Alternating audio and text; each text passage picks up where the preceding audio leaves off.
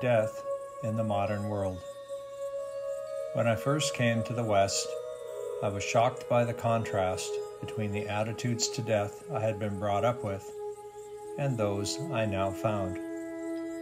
For all its technological achievements, modern Western society has no real understanding of death, or what happens in death or after death. I learned that people today are taught to deny death and taught that it means nothing but annihilation and loss. That means that most of the world lives either in denial of death or in terror of it. Even talking about death is considered morbid, and many people believe that simply mentioning death is to risk wishing it upon ourselves. Others look on death with a naive, thoughtless cheerfulness, thinking that for some unknown reason, death will work out all right for them, and that it is nothing to worry about. When I think of them, I am reminded of what one Tibetan master says. People often make the mistake of being frivolous about death and think, oh well, death happens to everybody. It's no big deal.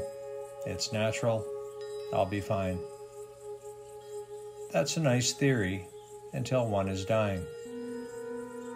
Of these two attitudes toward death, one views death as something to scurry away from, and the other as something that will just take care of itself.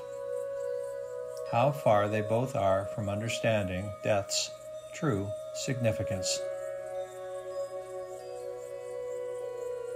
All the great spiritual traditions of the world, including of course Christianity, have told us clearly that death is not the end.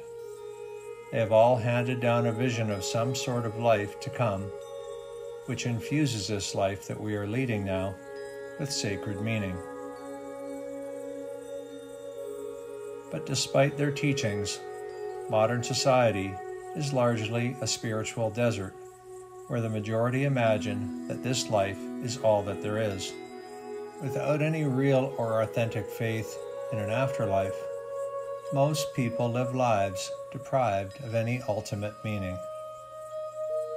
I have come to realize that the disastrous effects of the denial of death go far beyond the individual.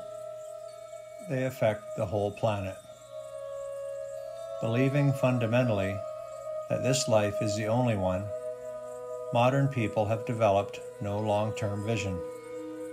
So there is nothing to restrain them from plundering the planet for their own immediate ends and from living in a selfish way that could prove fatal for the future.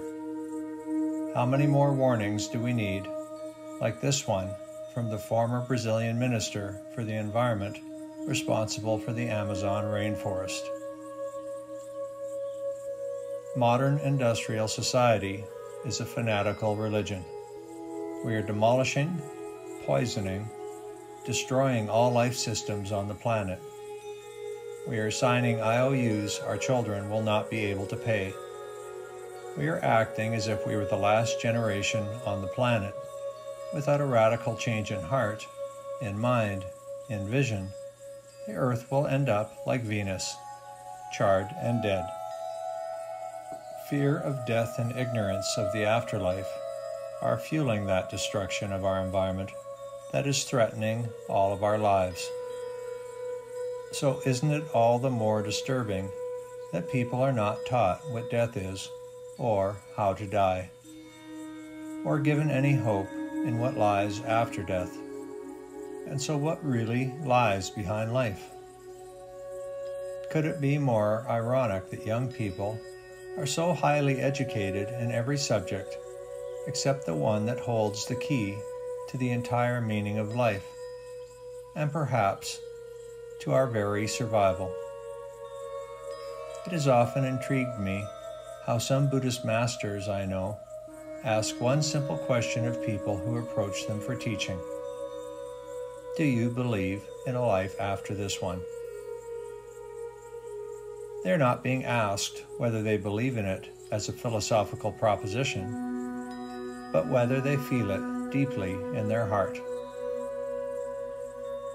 The Master knows that if people believe in a life after this one, their whole outlook in life will be different, and they will have a distinct sense of personal responsibility and morality.